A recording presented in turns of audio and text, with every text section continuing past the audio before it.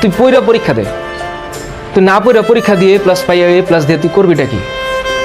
ওই এ প্লাসটা দিয়ে হবে কি? কোনো লাভ নাই। পইরা পরীক্ষা দিয়ে এ প্লাস পা, আর যদি এ প্লাস নাও পাও তাতেও সমস্যা নেই, কোনো ব্যাপার না, ব্যাপার পরে দেখা যাবে। স্যার বুয়েটে চান্স পাবো না, ইউনিভার্সিটিতে ঢাকা ইউনিভার্সিটিতে চান্স পাবো না, ভালো কথা, ঢাকা ইউনিভার্সিটিতে সবাই এমনিও চান্স পাবে না।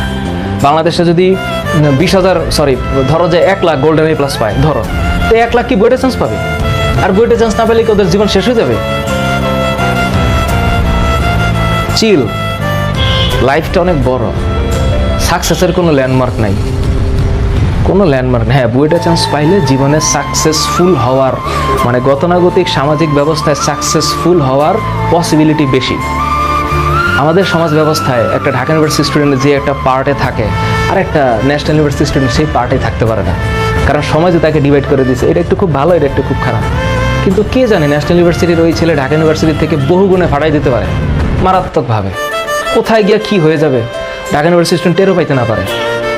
এখন ঘটনা হচ্ছে আমরাই আসলে এখানে ডিভাইড করে ফেলছি। হ্যাঁ, ইনস্টিটিউশন ম্যাটার। ভালো স্টুডেন্ট ভালো জায়গায় পড়বে, ভালো জায়গায় স্টুডেন্টই ভালো হবে, সত্য কথা।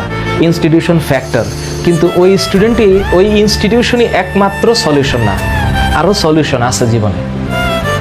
এটাই মাননীয় শিক্ষামন্ত্রীর একটা ভিডিও আমার পেজে আছে, আমি সেখানে কমেন্টগুলো দেখি, এক একজন ফাটাই ফেলতেছে, আরে দূর রাখেন এগুলো আবেগী কথাবার্তা, এইসব এ প্লাস ছাড়াও চলবে, এ প্লাস না পেলে তো কোনো বাপ মাই তো পাত্তা দেয় না। ওইসব বাবা মাই তো আর একটা প্রবলেম, ওইসব বাবা মাই তার একটা প্রবলেম, কারণ এইসব বাবা মা বাচ্চাদেরকে মেন্টাল টর্চার করে। আমি জানি, আমার জীবনে আছে, নিজেই প্রুফ আছে, কিন্তু এগুলো সমস্যা, ডেঞ্জারাস প্রবলেম।